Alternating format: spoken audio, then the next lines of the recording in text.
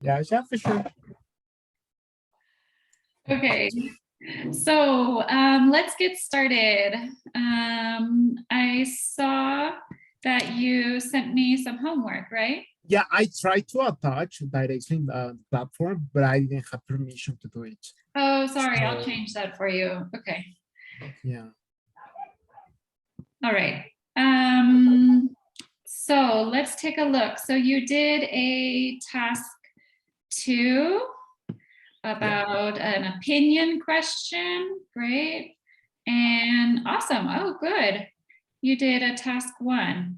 2 tasks 1. Wow. Yeah. Great. You've been busy. Okay. All right. So let's take a look. The question says, some people view teenage conflict with their parents as a necessary part of growing up, whilst others see it as something negative which should be avoided. Discuss both views and give your opinion. Okay. So it says, it is sometimes argued, this is the passive voice. It is argued that having issues with our parents in our childhood could be seen as part of our personal growth. However, many people may see this as a negative aspect that teenagers should not experience. Okay. I'm going to just give you a suggestion. This is a not error, but just an idea. Be cool.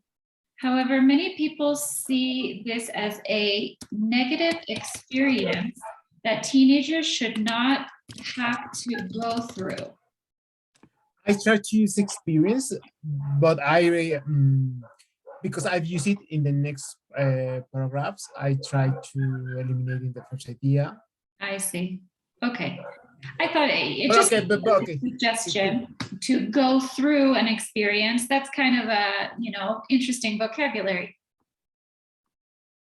Anyway, it's not wrong how you had it. It's just a suggestion. In this essay, I will discuss both arguments and then I will give my standpoint about it. Okay.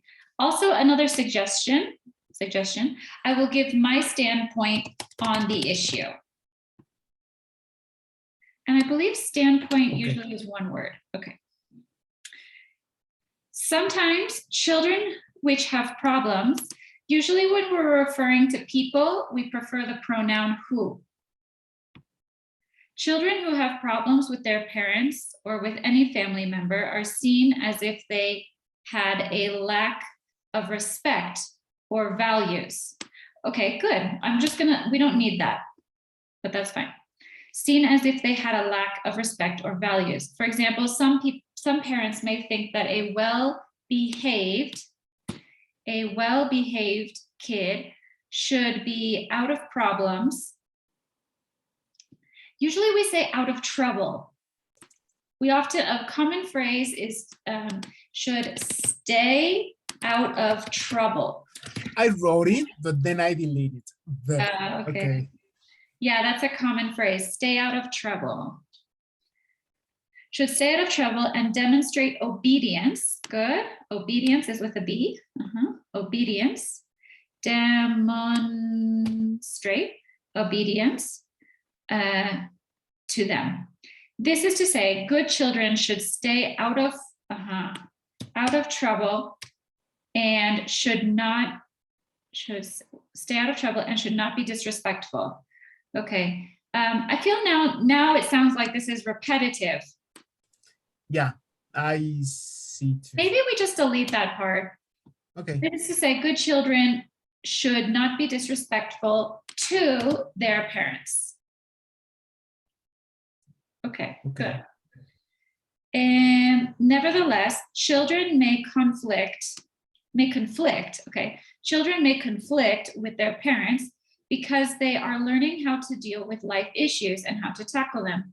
For example, a given kid can hesitate whether to obey or not a given rule imposed by his parents, or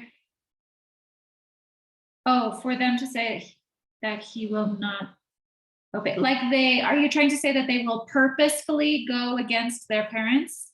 Yeah, what I want to say is that maybe I hesitate. For example, do your homework, but why I have to do my homework? So I'm hesitate about this order, this rule. So and then I say whether this hesitation or not, whether this imposed rule is justified or not. The kid is learning in the process. Right, right. But So, I don't know if I wrote it right. right. So we could say, that the kids are testing the boundaries. They are questioning the Yeah, parents' it's a questioning. a nature process of why I Yeah, have to do this. being You know, critical. Right. It's a natural process. Totally, totally. Okay, I think I might want to rephrase this sentence a bit. Let's see. Let me think about it. Okay, nevertheless, children may conflict with their parents because they are learning how to deal with life issues and how to tackle them. Okay. I'm gonna rephrase this.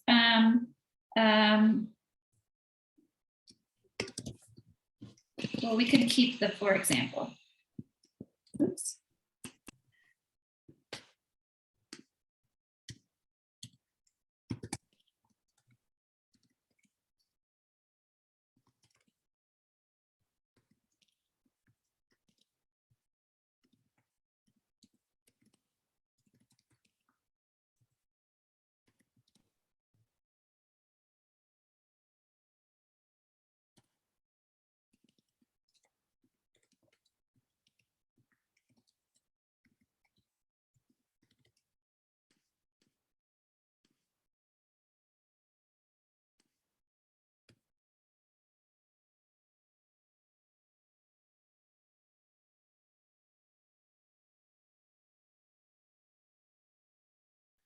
Actually, I don't know if this is really an example. Okay. It is very common that teens will test boundaries and question rules as part of their psychological development. In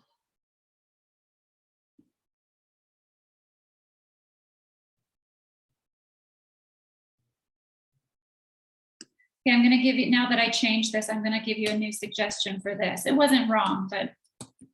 okay.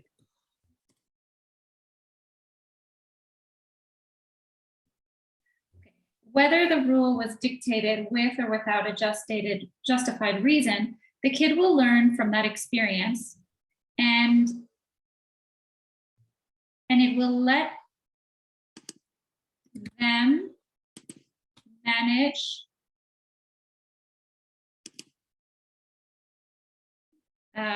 future similar, and let them manage similar issues better In the future. Okay. Not only inside their family, but also in other environments. For example, school or swimming class. Great. Okay, good. I like Teacher, I have a question. For example, I said, why are you writing in plural them? And yeah. you are talking about yeah, because to keep it neutral. Exactly. Yes, I wanted to talk about that. Yeah. So you told me this that is before. very common in English that we like, if we don't know if it's the gender, we'd like to keep it neutral. So there's two options. You could say him or her and his or her. Okay, so you could say both. Okay. It will let him or her manage similar issues.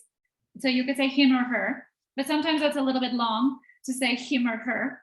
So we put them. And them is not plural. It just is a gender neutral word. Cool. And I remember that. Yeah. Yeah. And this is not necessarily a new thing, like, a new 2022 non-binary. No, it's not a new thing. This is something that we do in English for forever. That many years. Yeah. Okay, cool. No, yeah. I mean, sorry. I was like, what? Okay. Now I get it. Yeah. I remember that. You said that before. Okay. And by the way, do you understand whether? Yeah. Okay. It's like if. If, yeah, if. whether if the yes or woman has no. Uh-huh. whether or yeah. In my personal point of view, I consider that having conflicts with our parents is a natural process of how is a natural process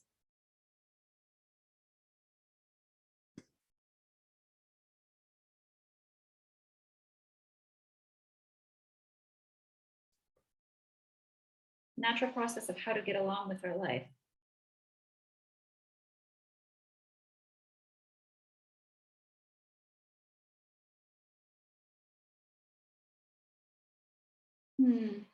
You mean a natural part of like our development?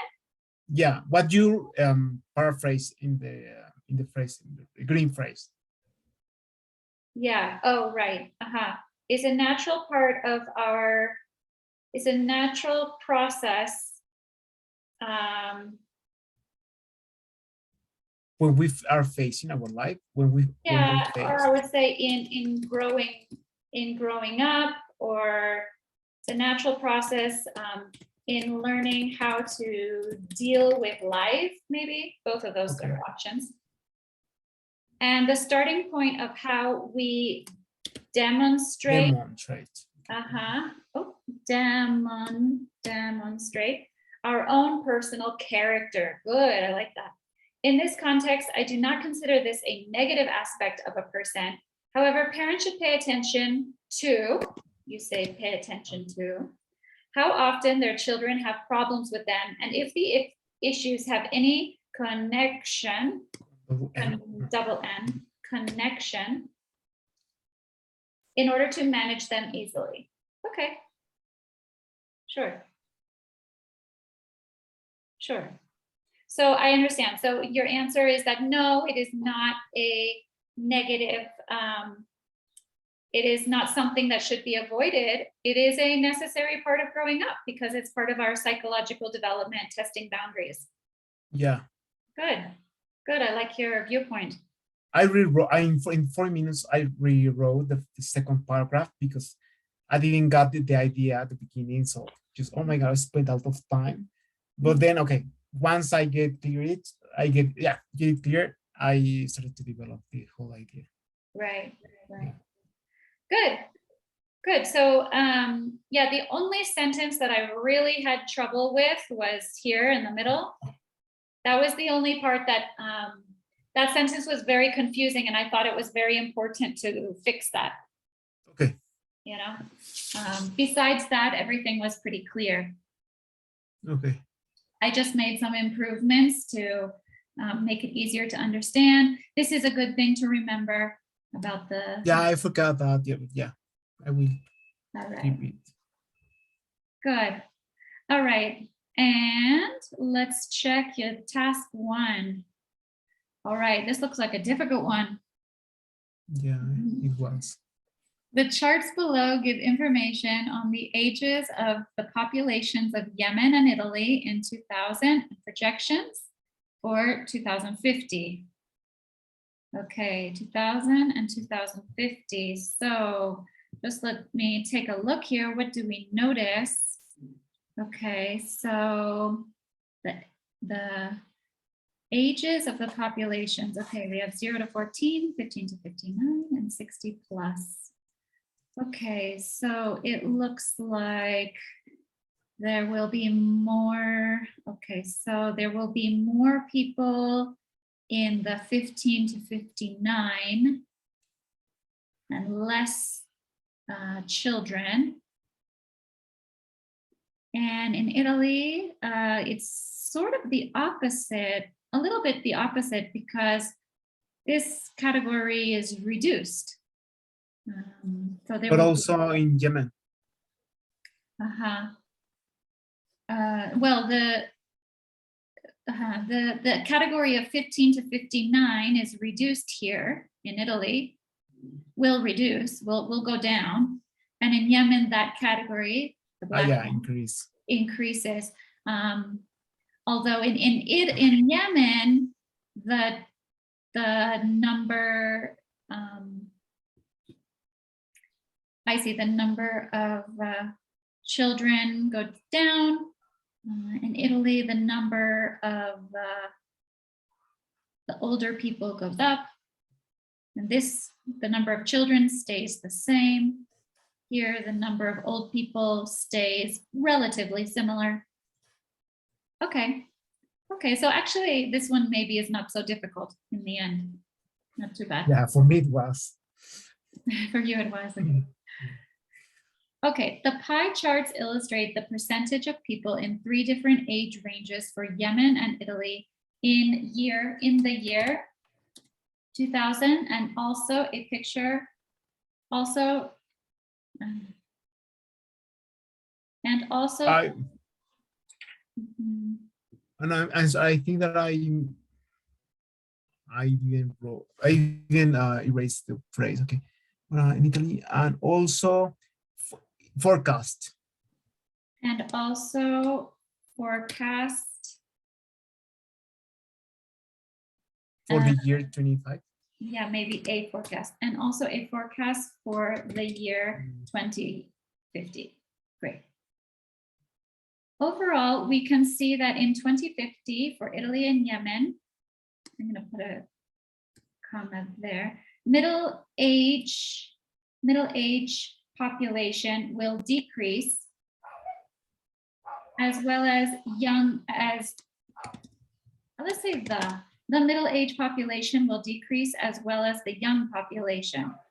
However, the old population will increase in both countries.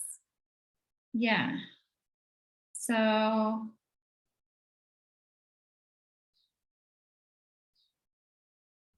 the middle age will decrease as well as the young.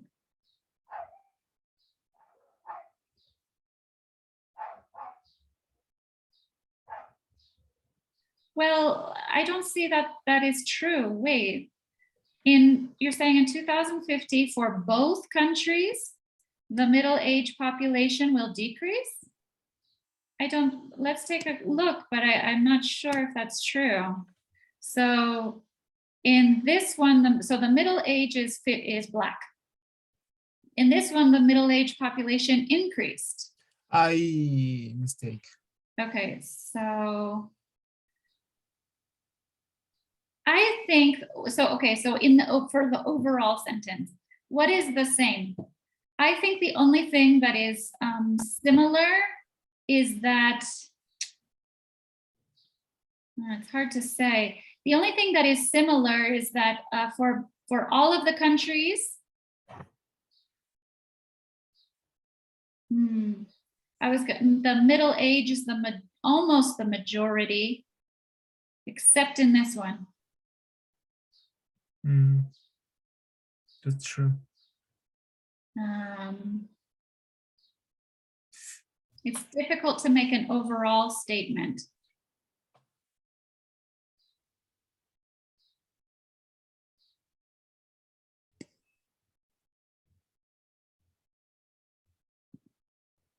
Maybe only we have sure that the old population will increase.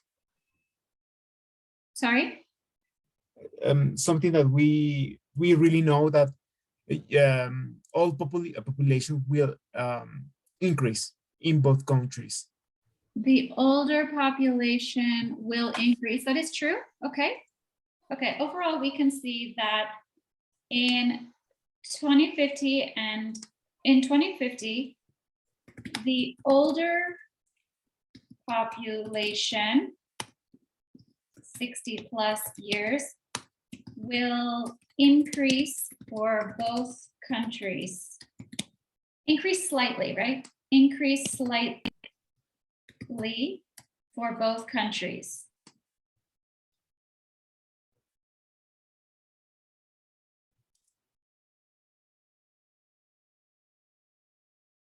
And for the other categories, numbers behave with no correlation. Yeah.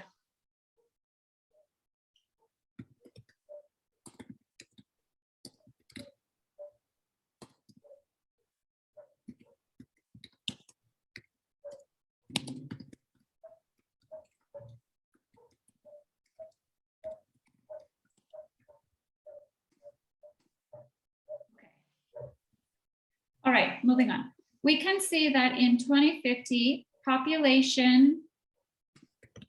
the population between 15 and 59 years old will be higher than in the year 2000, with an increment of 11%. Increment. I feel like we talked about that before. Usually we say with an increase. Yeah, sure, an increase. With an increase of 11%, while the population between 0 and 14 years old will have a decrease of 13.1%.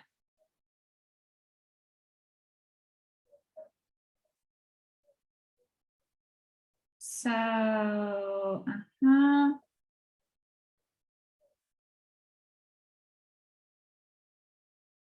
wait a second. So, wait, but which country is this?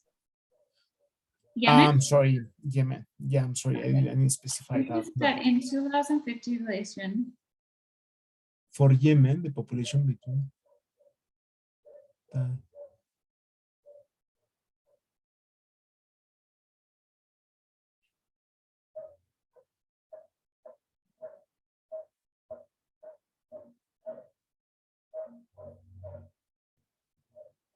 what happened with me? Sorry, I'm just trying to figure out where to put Yemen. We can see that in 2050 in Yemen, I guess. Okay, so 15 to 19 will increase. Which one is 15? 15 to 19 will increase, and this one will decrease. Great. Perfect.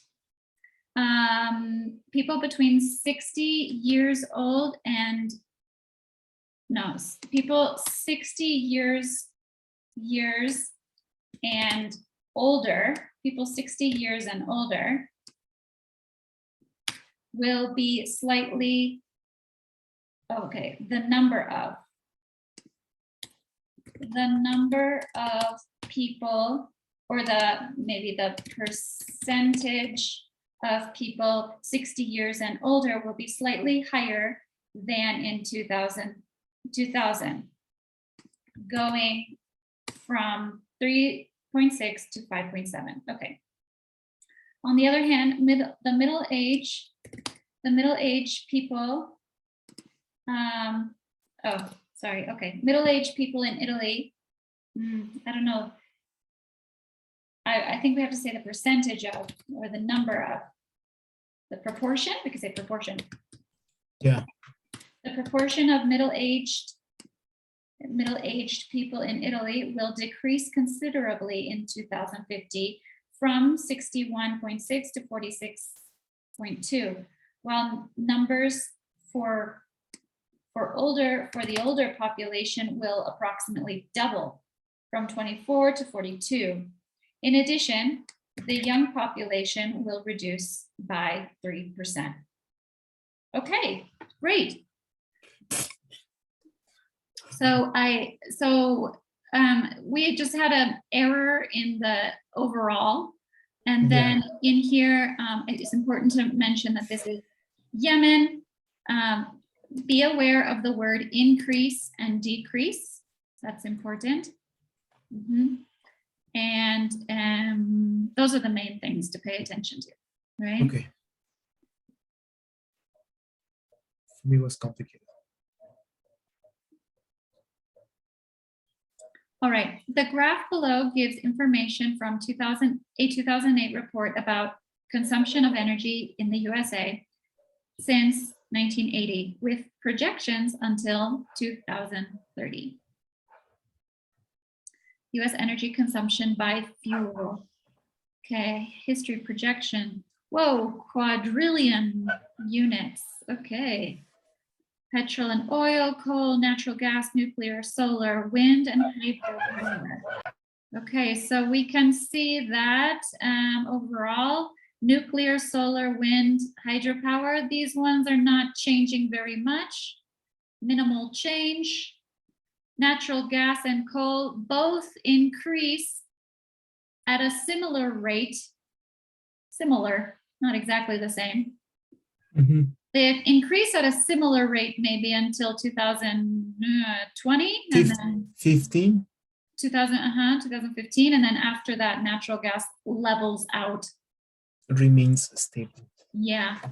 And then petrol and oil are at a much higher level, and they have a pretty constant increase, at least after 1995. Okay, great. The line graph illustrates the United States energy consumption in quadrillion units from 1980 to 2030 for 6 different fuels. Okay, good. Overall, 3 fuels, petrol, oil, coal, and natural gas, will be considerably more demanded in the future. Okay, so this is a common mistake I think I see a lot. Rather than more demanded, we have another phrase that is slightly more, will be considerably more in demand. Okay. In demand, something is in demand. Okay. Will be considerably more in demand in the future, while the rest of the fuels will remain stable. I might say relatively, because they're not exactly stable, like more or less stable throughout the period, right? So these go up, and these go up a little bit, not hydropower, but these two go up a little bit, but relatively stable. Okay. From the picture, we can see that petrol and oil consumption begins in 1980 at 35 quadrillion units and then fluctuates until let's just simplify this a little bit, until the year 2000, where this fuel begins to increase until the figure arrives to 50 quadrillion units in 2030. Good. The second fuel, how do we fix this? Okay, secondly, no, I'm sorry. Okay, coal is the second more consumed fuel. Not second more, second. Second, the higher. The second. The second most. Aha, right, the second most. The second most. So we say the second most consumed fuel is coal. The second most. The third most. The fourth most. The second most. That's a good phrase. The second most. The second most consumed fuel is coal, which starts in 1980 with 16 quadrillion units, just 4 quadrillion units under natural gas. Since that year, this fuel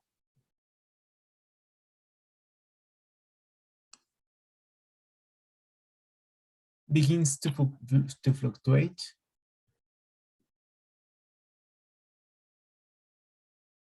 Yeah, we're talking about coal, right? Yeah. So it is, okay, so I would say it is increasing. How about we say this? How about increasing at a variable rate? Because we want to say it's increasing, but it's not just like steady. It's kind of like variable a little bit. Since this fuel, since that year, this fuel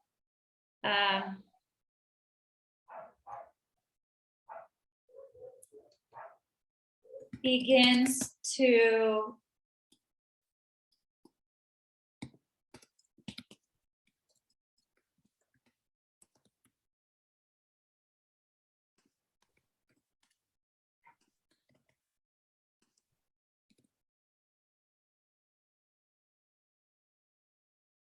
there we go. How about that? Okay, so since that year, this fuel increases at a variable rate until arriving at 31 quadrillion units in 2030. Okay. On the other, by the way, when do you remember I showed you some like a sheet with vocabulary? Yeah, the table. With verbs and adjectives and adverbs, Yeah. right? Try to maybe have that out. You can look at it and try to use some of those words. Yeah, we'll do it. On the other hand, natural gas begins in, I don't know, I don't think we need to capitalize these really. I don't know why I did it, sorry. It's okay. But yeah, I had to use it. On the other hand, natural gas begins in 1980 with 200 quadrillion units, then fluctuates until arriving. You could say until arriving or until it arrives, but let's do arriving. Until arriving at 25 quadrillion units in 2015.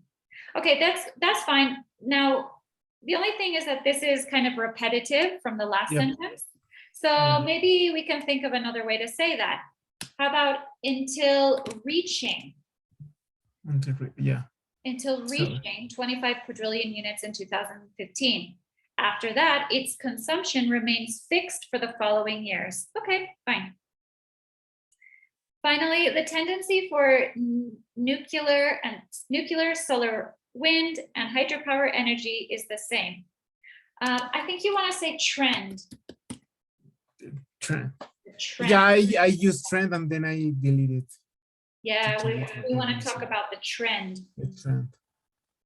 Finally, the trend for nuclear, solar, wind, and hydropower energy is the same. These three fuels begin at 4 quadrillion units in 1980, then fluctuate, and for the year 20.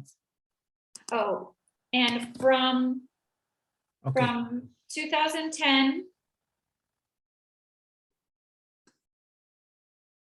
How about we say 2 subsequent years? To the next year, to the following year. You could say 2010 to 2030, or you could say 2010 onward. That's another word. Onward, meaning like on. Hacia adelante. From 2010 onward, remain stable with 9, 7, and 4 quadrillion units respectively. I don't know if I use respectively. If I use respectively in the last example, it is understandable that I'm talking about nuclear, solar, and hydropower energy. Yeah, it is a little bit of a long sentence, but I understood you. Okay. Yeah. It's okay. Okay, good. Vocabulary. Vocabulary, yeah. So things to pay attention to. Yeah, I would say look at that vocabulary page that I showed you. The year, the figure, the second most consumed. A variable rate, that could be another helpful vocabulary, a variable rate. Reach, to reach a number. From 2010 onward. The word trend, that's another good word. Trend. Okay. In that case, the tendency is wrong, right? The tendency is wrong. Not to say the tendency is the same. We could say the tendency. Okay, let me give you in another situation, an example sentence for tendency. Okay, example with tendency. The tendency is for people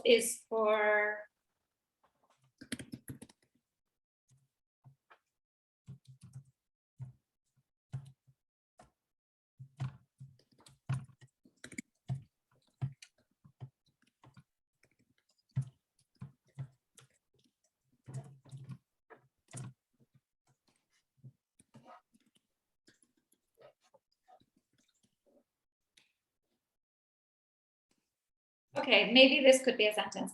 The tendency is for people to forget they have to renew their passport. Or another way is people have a tendency to forget that they have to renew their passport.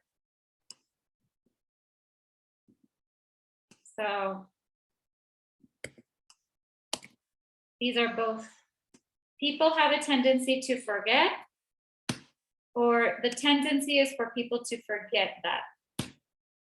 So these are an example of how I use the word tendency. Okay. So you could also use the word tend in the sentence. People tend to forget that. You could also say like that. Okay. Okay, so tend is a verb. Tendency is a noun. Right? Tendency is a noun. Tend is a verb.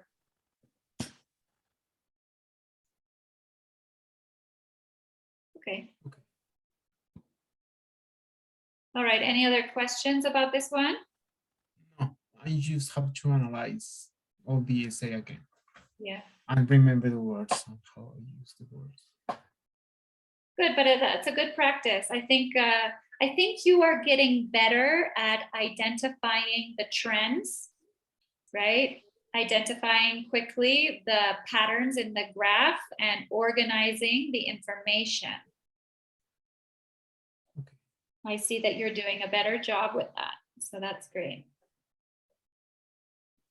Okay, perfect. So let's now continue talking about the task 2 of the Ielts writing. So I wanted to read another model essay today. Okay.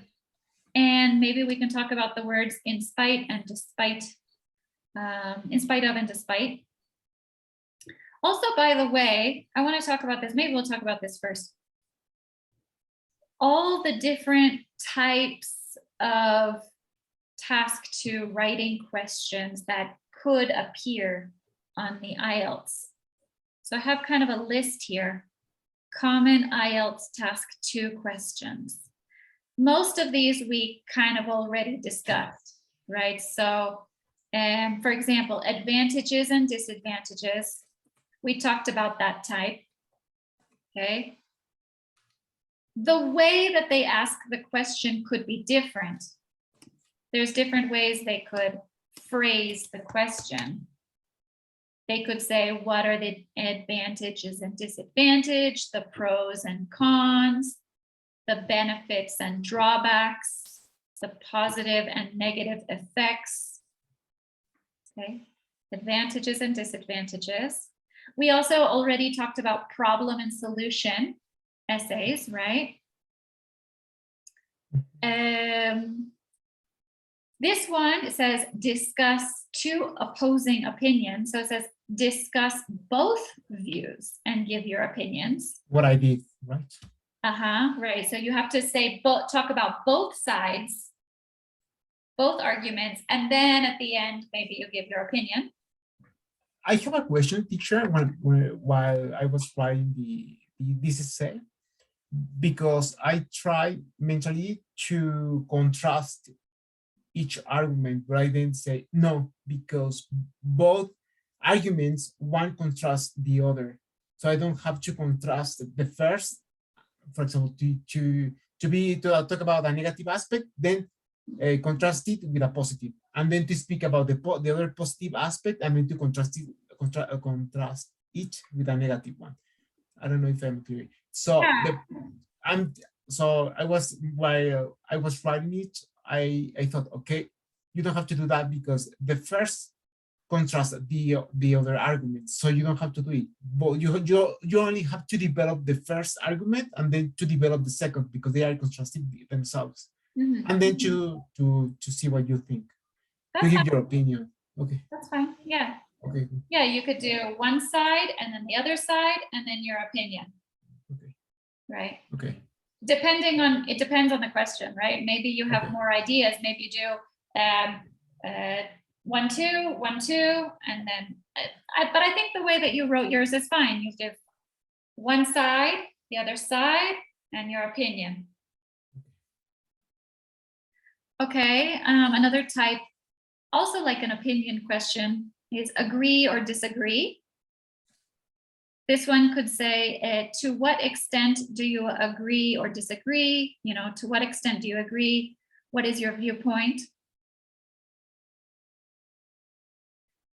And then there's some others that are, you could be causes and solutions, or causes and effects. Okay, so a cause, like this one's talking about crime. You know, what is the cause of the crime? And then what are the solutions to the crime problem? And then this one is causes and effects. So this question talks about people choosing to have fewer children. So what are the causes? Like, why do you think this is happening? And what are the effects? Like, what will the impact be in the future? Okay, so those are probably the most common question types. But then there could be other ones, you know, these ones are a little bit more strange, I suppose.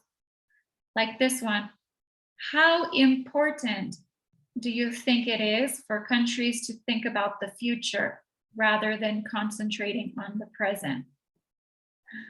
So this is like an opinion question. It's okay, what?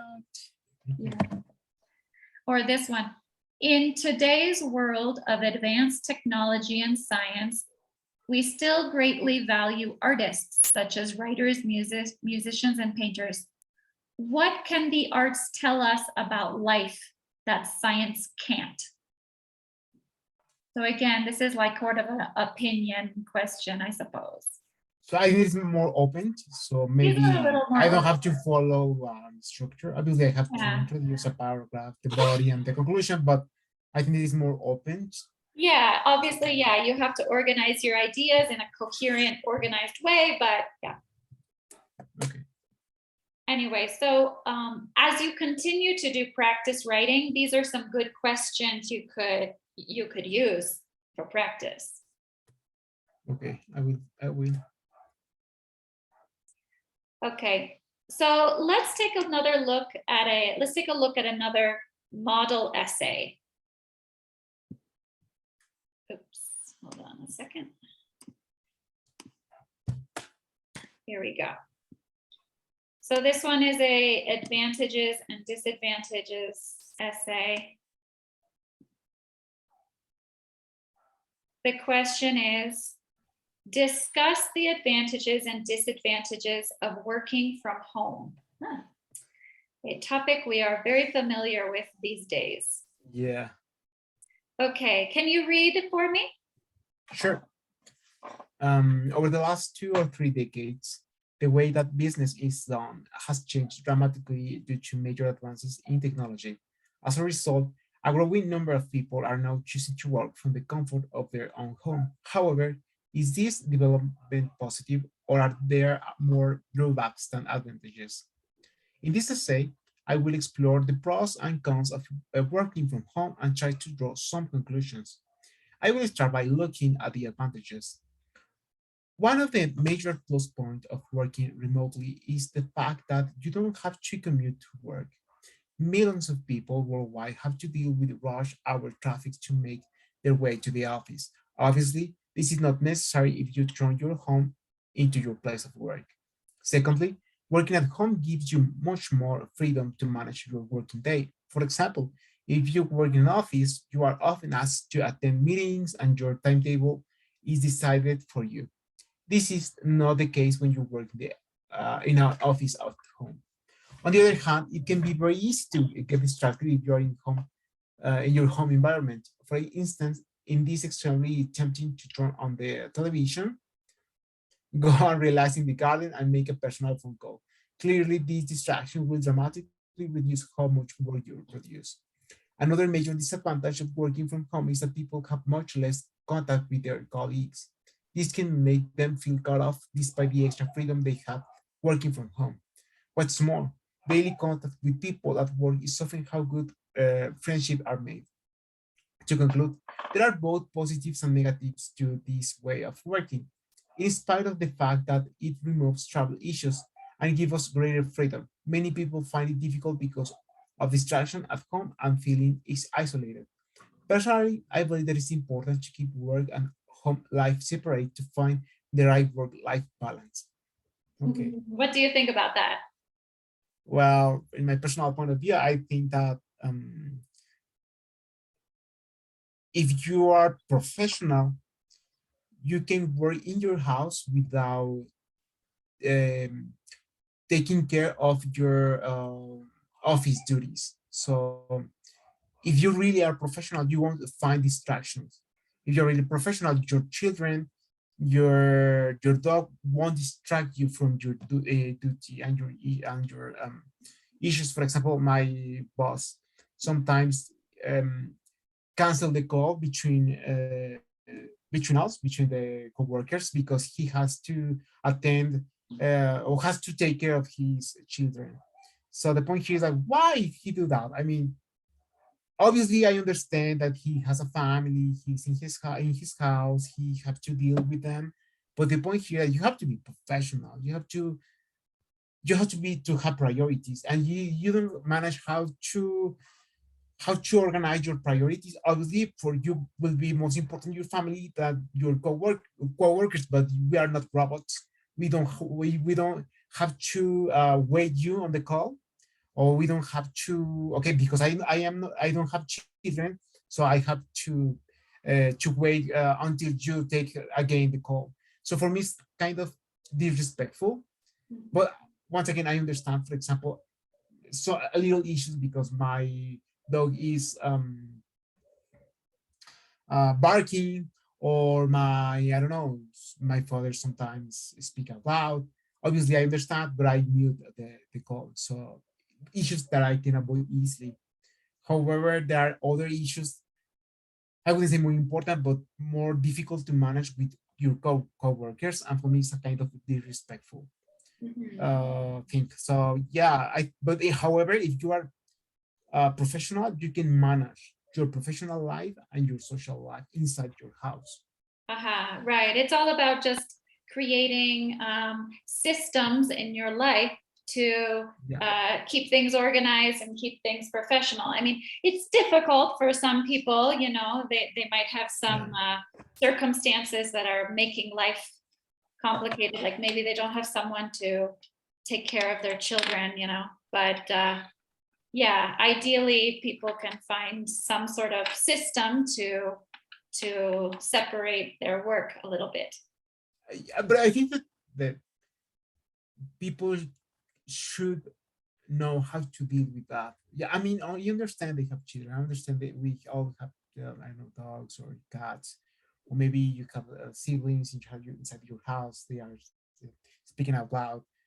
But I do believe that if you take care of your work, if you love your work, sorry, you maybe find a quiet space to work. Maybe not as fancy as your office, but maybe just a space, a room with a table, a chair, that's all, and a good internet connection. That works for you.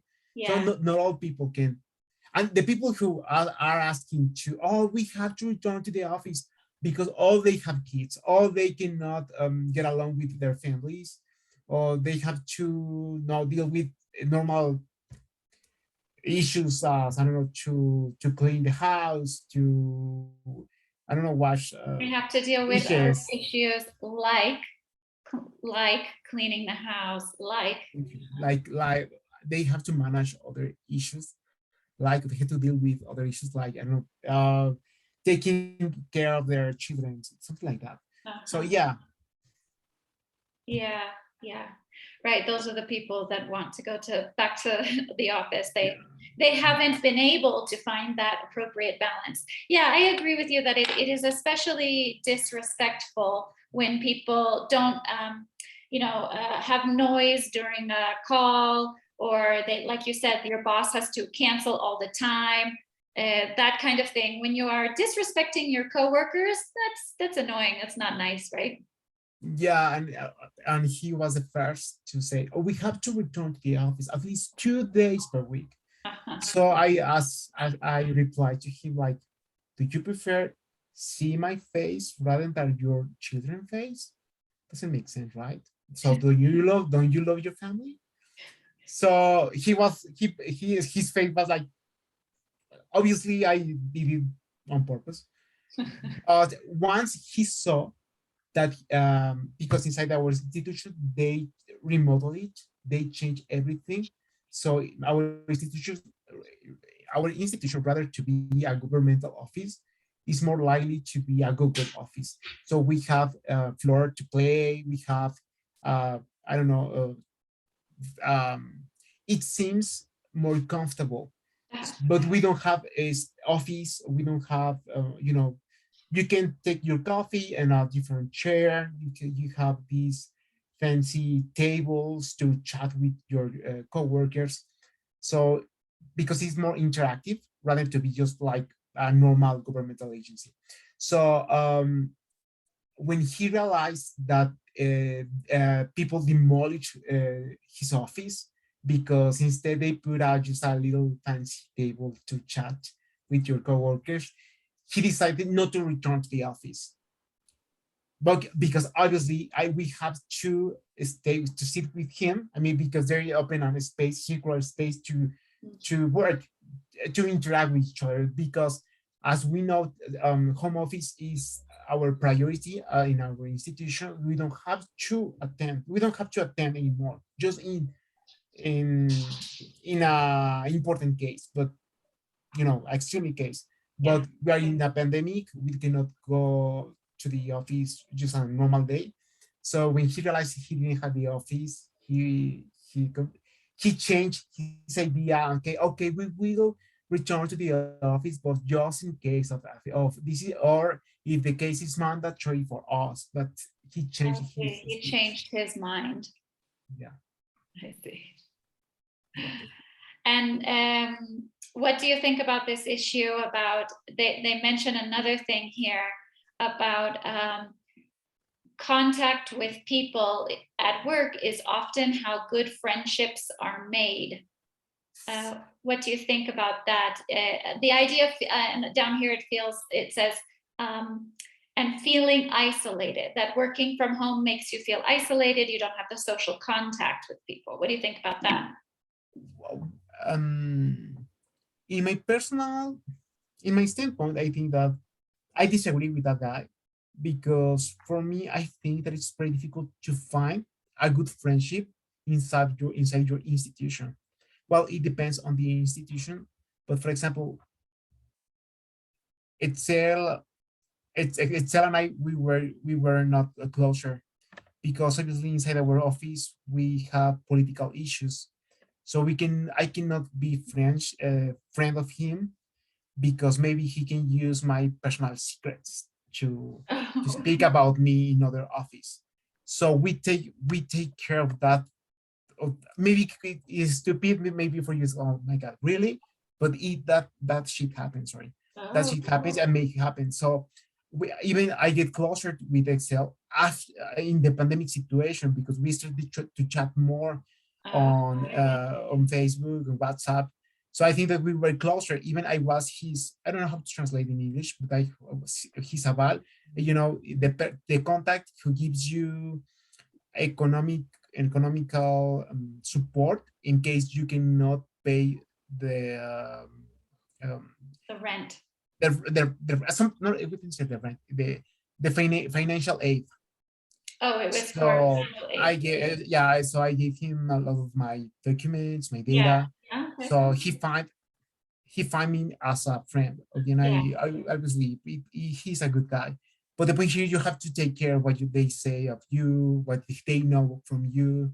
So, for example, my social networks are closed. Nobody can see my social networks. The point here is that I find it very difficult to find a friendship or to find a friend inside your institution.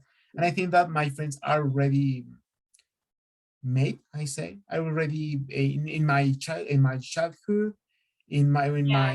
university period. So Yeah. it's pretty difficult to find a new one, You because to find a already new have your friends. exactly for me it's kind of difficult. And um, in the other arguments about feeling isolated, well, I think there's more psychological thing. It's a psycho thing because if you have depression, you don't have friends, and even you don't talk with your family, obviously you will feel isolated, and you will, as many people inside my institution feel isolated, and many people inside my institution are into drugs. So this 2 year period of pandemic, obviously they started to use more drugs, more, to drugs, I mean drugs, marijuana and other things. Mhm. So my institution couldn't manage that because my institution stupidly didn't know that many co-workers, many employees got drugs troubles. So it was blow money, yeah, blow money, It blow was mind-blowing, mind blow, mind it was blowing. surprising, yeah, shocking. Yeah, but well, I think it's more a psychological thing rather than Right, that well, it yeah, happens to everyone. maybe the situation is only isolating, working from home. I mean, if you don't have other people that you can relate to, your friends, your family, if you only depended on work for your social interaction, then yeah, you're going to be isolated. But it's important to have other Yeah, people to interact with, right? this is kind of sad, but yeah, if your work is the main thing for you, obviously you won't find time to socialize, to get to swimming classes, for example, as I do. So for me, making doing a sport is like a kind of distraction. So for me, it's like, okay, I already do my social time in the every morning Sure. when I go to swimming class, or when I'm speaking with you, my English teacher, I Yeah, interacting or with what you other person. probably eat with your family or something like that. Exactly. So it depends on the person, Yeah, but yeah, I disagree with that guy. yeah. It was Okay, it was written in pre-pandemic times. it is, yeah, right. Now people's idea about working from home has changed a lot in the Yeah. past 2 years. Okay, Yeah. real quick, I just wanted to go through this essay and maybe highlight some interesting vocabulary, some interesting expressions that we can see. Okay, over the last 2 or 3 decades, the way that business is done has changed dramatically due to, that's a good word, it's changed dramatically due to major advances in technology. As a result, a growing number of people are now choosing to work from the comfort of their own home.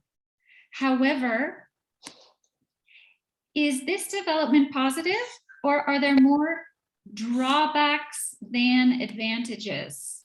Okay, good vocabulary, drawback. In this essay, I will explore the pros and cons of working from home and try to draw some conclusions. I will start by looking at the advantages. One of the major plus points of working remotely is the fact that you do not have to commute to work. You know the word commute?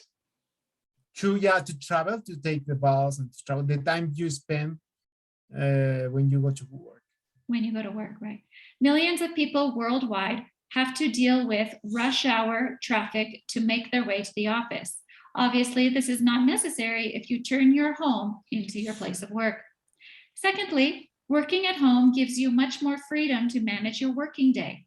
For example, if you work in an office, you are often asked to attend meetings and your timetable is decided for you. This is not the case when you work in an office at home.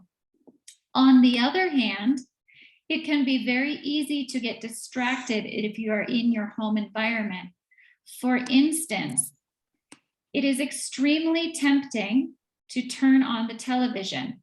By the way, I like that this person is using some nice adverbs. Extremely, dramatically. Those are kind of nice. They give some extra emotion, feeling, emphasis to the argument. I kind of like that. extremely tempting to turn on the television, go and relax in the garden, or make a personal phone call. Clearly, these distractions, oh, we had another one over here also, obviously, clearly, obviously, these distractions will dramatically reduce how much work you produce. Another major disadvantage of working from home is that people have much less contact with their colleagues. This can make you feel cut off despite the extra freedom they have working from home. What's more, daily contact with people at work is often how good friendships are made. What's more is like in addition, right? Yeah. Moreover. To conclude, there are both positives and negatives to this way of working. In spite of the fact that it removes travel issues and gives us greater freedom, many people find it difficult because of distractions at home and feeling isolated. Personally, I believe it is important to keep work and home life separate to find the right work-life balance. Okay. So again, I like some of these uses of vocabulary with the adverbs that they chose. You know, an adverb is a word that ends in ly. Yeah. Gives some nice information. Yeah. And also, we didn't have much time to talk about this today, maybe next time, to talk about the words in spite and despite. A pesar, ¿no? ¿De qué? These are transition words that show contrast. Okay. So maybe next time we'll talk more about that and practice using them a little bit. Okay, cool. Yeah, and so it's another cool vocabulary you can incorporate into your sentences. Okay, well, today's class went by super fast. So, so for homework, you can write a task 2 essay. You can pick any topic you want. You could do advantages and disadvantages or a different one. The previous table is in the... Here. Is in the... Okay, cool. I will choose one of them. Perfect. You could choose one of those. And again, optional, if you feel like you want to do more practice with task 1, that's fine. Yeah, I will. Yeah, I will. Great. For sure. Okay, cool. Very good. So let's see. Oh, I had another question for you. I'm going to stop the recording.